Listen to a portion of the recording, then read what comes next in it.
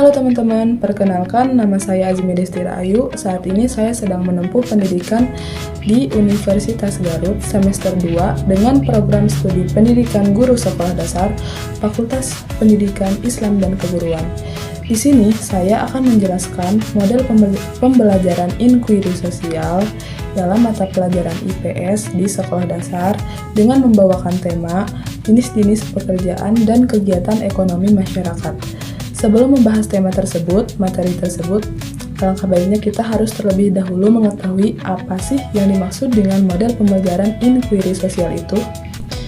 Jadi teman-teman, model pembelajaran inquiry sosial adalah suatu pendekatan pembelajaran yang menekankan keaktifan siswa dalam mencari, mengolah, dan menyimpulkan informasi terkait persoalan-persoalan sosial melalui proses bertanya, menyelidiki, dan berdiskusi.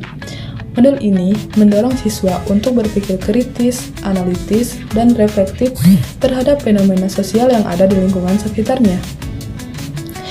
Ciri-ciri utama model inquiry sosial adalah fokus pada masalah sosial nyata, mengembangkan keterampilan berpikir tingkat tinggi yaitu HOTS, berbasis pada proses bertanya dan menyelidiki, melibatkan diskusi kelompok dan kolaborasi, dan mengutamakan pemecahan masalah dan pengambilan keputusan. Tujuan pembelajaran inquiry sosial yaitu mengembangkan pemahaman mendalam tentang konsep-konsep sosial, menumbuhkan sikap peduli terhadap lingkungan sosial, melatih keterampilan berpikir kritis dan komunikasi, dan mendorong partisipasi aktif dalam kehidupan bermasyarakat. Nah, itu tadi penjelasan tentang model pembelajaran inquiry sosial. Nah, di sini saya akan menampilkan sebuah cuplikan video mengenai jenis-jenis pekerjaan dan kegiatan ekonomi masyarakat. Halo, bertemu kembali dalam pelajaran IPS kelas 4, tema 4. Berbagai jenis pekerjaan dan kegiatan ekonomi masyarakat. Bersama saya, Pak Bram. Apa tujuan orang bekerja? Orang bekerja untuk memenuhi kebutuhan hidupnya agar mendapat kehidupan yang layak. Contoh kebutuhan yang harus dipenuhi ada kebutuhan pokok seperti pangan, sandang, papan, kesehatan, transportasi, rekreasi, dan sebagainya. Yang kedua, untuk meningkatkan pendapatan. Tujuan ini biasanya dilakukan dengan melakukan pekerjaan lain di luar pekerjaan pokoknya atau mengerjakan pekerjaan sampingan. Tujuan lain dari bekerja adalah menyalurkan bakat, potensi diri, dan hobi atau kegemaran.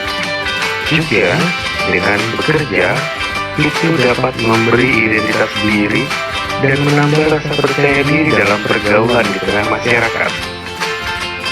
Lalu dengan bekerja juga orang menambah pertemanan serta memperluas wawasan. Jenis-jenis pekerjaan dapat dibedakan menjadi dua, penghasil barang dan penghasil jasa.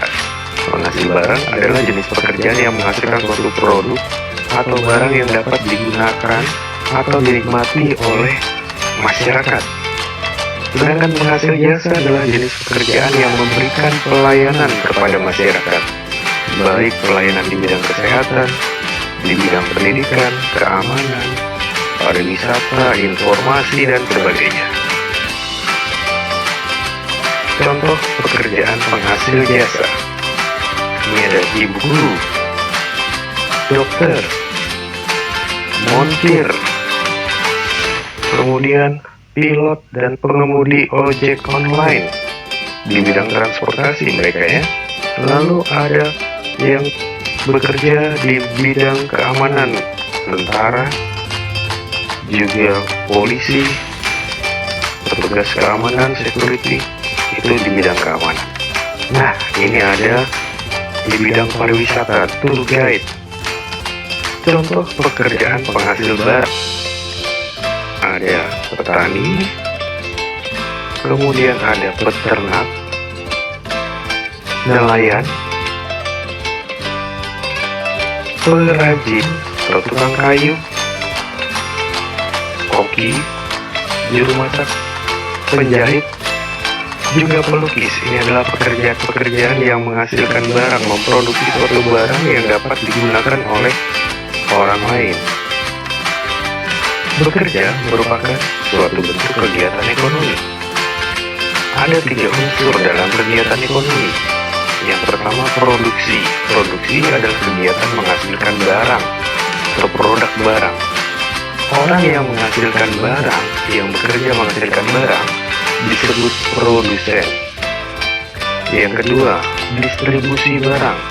Kegiatan menyalurkan barang hasil produksi. Orang yang menyalurkan barang produksi disebut distributor.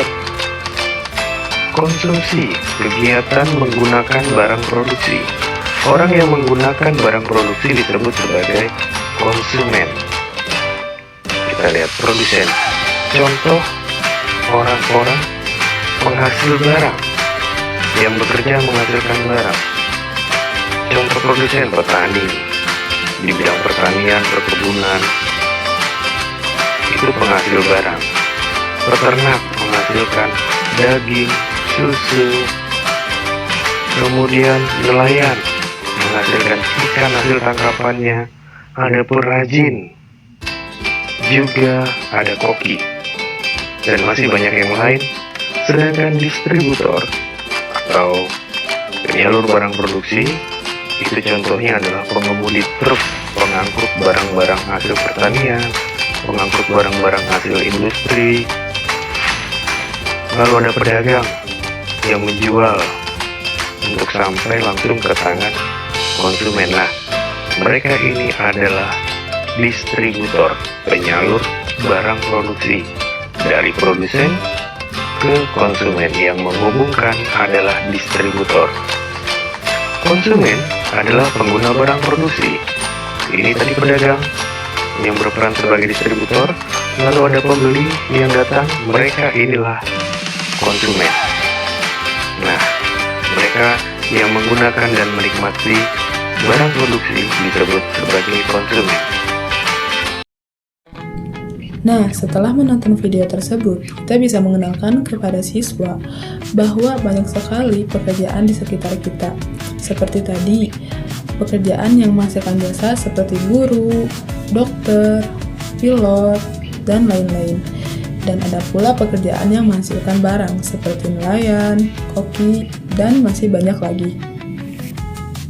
Untuk mengetahui bahwa pekerjaan itu penting untuk kehidupan bermasyarakat, dan pekerjaan-pekerjaan ini menghasilkan kegiatan ekonomi seperti produksi, distribusi, dan konsumsi.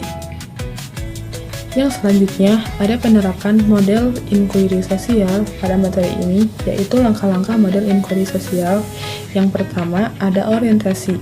Guru memancing minat siswa dengan pertanyaan seperti, apa pekerjaan orang tua kalian? Atau mengapa setiap orang mempunyai pekerjaan yang berbeda-beda? Yang kedua, merumuskan masalah. Siswa merumuskan pertanyaan, apa saja pekerjaan di lingkungan kita? Bagaimana pekerjaan mempengaruhi kehidupan ekonomi masyarakat? Yang ketiga, mengajukan hipotesis. Siswa menduga-duga pekerjaan petani penting untuk menghasilkan makanan, atau pedagang membantu menyalurkan barang-barang. Yang keempat, mengumpulkan data. Siswa melakukan wawancara ringan dengan keluarga, observasi lingkungan, membaca buku, atau peta pekerjaan. Yang kelima yaitu menguji hipotesis. Siswa membandingkan dugaan dengan data yang nyata, misalnya apakah benar distribusi dilakukan oleh pedagang dan sopir.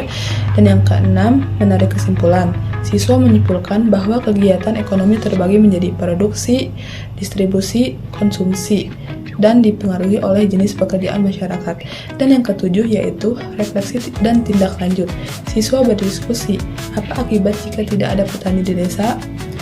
Atau bisa membuat poster peran pekerjaan dalam kehidupan ekonomi.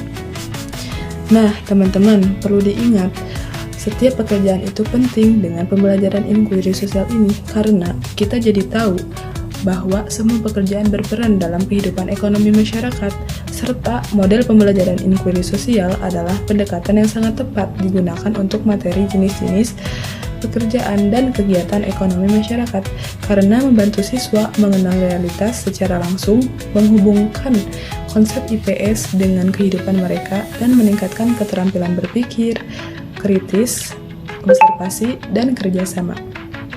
Bye.